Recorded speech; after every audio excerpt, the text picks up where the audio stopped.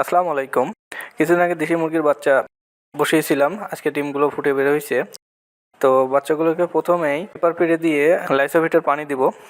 লাইসোভিটার পানি মুরগির রোগ প্রতিরোধ ক্ষমতা বাড়াবে এবং মুরগির বাচ্চাগুলোকে ঝরঝরা করতে সহযোগিতা করবে। এছাড়া লাইসোভিটার পাশাপাশি আমরা মুরগির বাচ্চাকে জিঙ্ক খাওয়াতে পারি। জিঙ্ক খাওয়ালে মুরগি বাচ্চা খুব দ্রুত বড় হয় এবং ওদের পালকগুলো একটু চকচক করে। এই বাচ্চাগুলোর মধ্যে একটি বাচ্চা হয়েছে সাদা এবং কালো মিশ্রিত, যার জন্য বাচ্চাকে দেখতে খুব সুন্দর এবং আকর্ষণীয় লাগছে।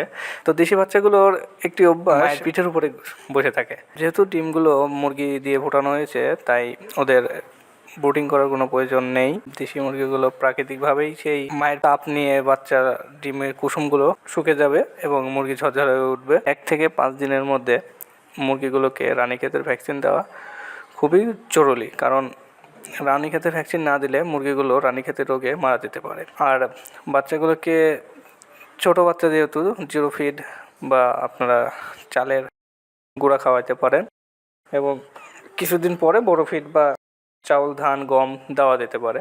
তো কিছু বাচ্চার মধ্যে 2টা বাচ্চা গলাশিলা বাচ্চা হয়েছে, যেগুলো দেখতে সুন্দর লাগছে।